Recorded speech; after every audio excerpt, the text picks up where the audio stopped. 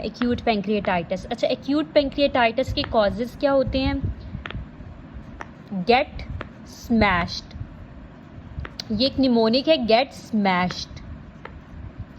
ठीक है, इसमें gall stones, ethanol, trauma, steroids, एक ऐसे स्टेरॉइड्स आ गए, दूसरे से scorpion venom, mumps, auto immune conditions, hyperlipidaemia, endoscopy and drugs like thiazide, diuretics and एजाथायोप्रीन।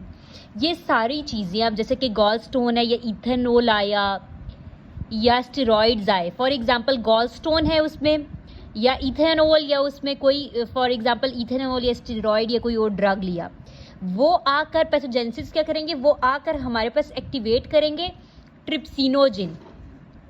जो पैंक्रियाज के अंदर ट्रिप्सिनोजिन है ना, उसको एक्टिवेट करेंगे।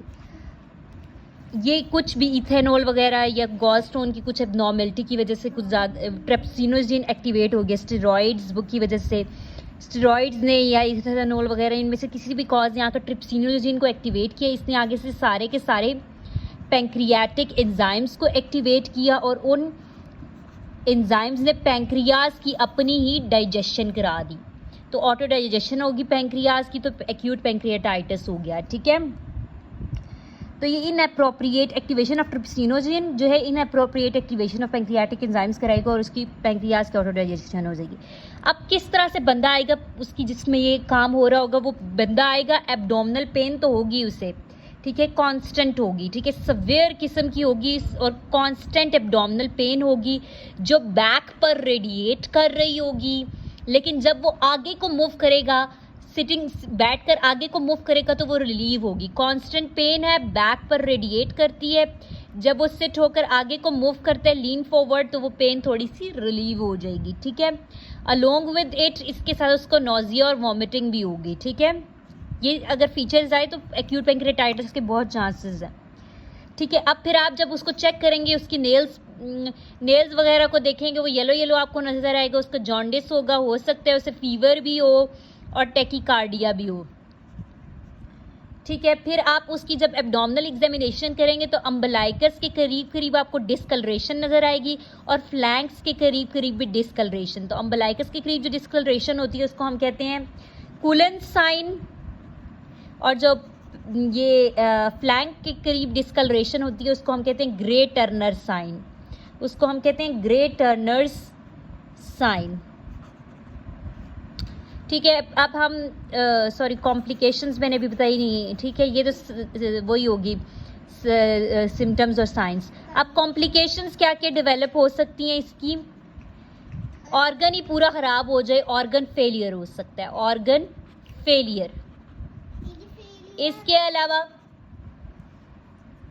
ऑर्गन फेलियर हो सकता है, और ये पैंक्रियाज है, इसके ऊपर कोई एब्सेस बन सकती है, कोई सूडोसिस्ट बन सकती है, पैंक्रियाटिक एब्सेस, ठीक है, पैंक्रियाटिक सूडोसिस्ट, और ये एक्यूट पैंक्रियाटाइटिस क्रोनिक पैंक्रियाटाइटिस में कन्वर्ट हो सकता है। एक्यूट क्रोनिक में कन्वर्ट हो जाए, पैंक्रियाटिक एब्सेस, सूडोसिस्ट, पैंक्रियाटिक सूडोसिस्ट या ऑर्गन फेलियर हो जाए। इसके अलावा DIC भी हो सकता है।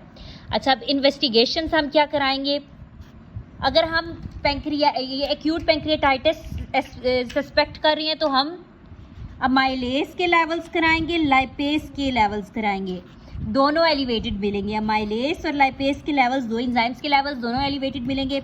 सीटी स्कैन करा लेंगे और एक्सरे, सीटी स्कैन और एक्सरे कराएंगे।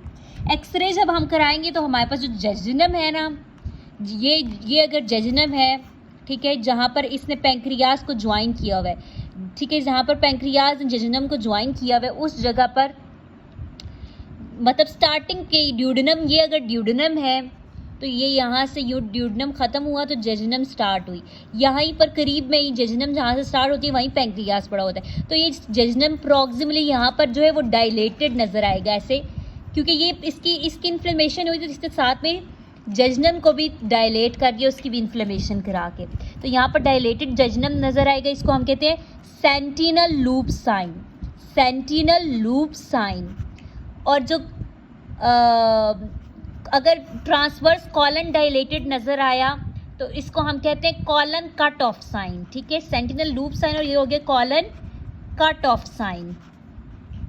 तो यही हमें एक्सरे पे यही नजर आएंगी, ठीक है। एक्सरे पे सेंटिनल लूप साइन नजर आ सकता है, ये कॉलन कट ऑफ साइन, यानी कि जजनम या कॉलन में से कोई डायलेटेड हो सकती है। इसके अलावा अमाइलेस लाइपेज दोनों रेज्ड होंगे और सीटी स्कैन कराएंगे, ठीक है। ट्रीटमेंट क्या है इसका, वही जो सिम्टोमेटिक ट्रीटमेंट होता है वही सारा करेंगे हम। कुछ भी मुंह से नहीं देना, नथिंग पर ओरल, फ्लूइड्स दे देंगे, ठीक है, और एनाल्जेसिक्स दे देंगे, एंटीबायोटिक्स दे देंगे, पेन कम करने के लिए उसको एनाल्जेसिक्स दे देंगे क्योंकि बहुत सवेयर और कांस्टेंट पेन है। ऊपर बैक्टीरियल इन्फेक्शन ना हो जाए, एंटीबायोटिक्स दे देंगे, ठीक है, ठीक है, एनाल्जेसिक्स, मॉर्फिन वगैरह, ठीक है। और इसके अलावा जो है वो हम प्रॉपर जिसका ट्रीटमेंट है वो सर्जरी वाला ही है। वो क्या है, उसमें हमने इमरजेंसी में क्या करना है, प्रॉपर ट्रीटमेंट है इसका सर्जरी है। वो क्या, इमरजेंसी में हम क्या कर सकते हैं, ERCP में बाइलरी स्फिंक्टरेक्टमी, बाइल का जो स्फिंक्टर वहां से ज्वाइन कर रहे हैं उसको रिमूव कर दे, बाइलरी स्फिंक्टरेक्टमी। लेकिन इसमें जो है वो क्योंकि वो गॉल स्टोन की वजह से वो फंस जाए वहां पर, फ्लूइड रेज ना हो, ट्रिप्सिनोजिन एक्टिवेट करके पैंक्रियाज को पूरी डाइजेशन करा सकते हैं, तो आपको गॉल ब्लैडर को रिमूव करना है। लेकिन इमरजेंसी में हम जब एक्यूट कंडीशन है तब नहीं हम कोलिसिस्टेक्टमी करेंगे, तब हम जस्ट बाइलरी स्फिंक्टरेक्टमी कर लेंगे, बाइल के स्फिंक्टर को रिमूव करेंगे। Once the acute condition subsides तो फिर हम कोलिसिस्टेक्टमी करके पैंक्रियाज को रिमूव करेंगे। 2 weeks following the resolution of pancreatitis, ठीक है। फिर हम कोलिसिस्टेक्टमी करेंगे, कोलिसिस्टेक्टमी, ठीक है। Thank you.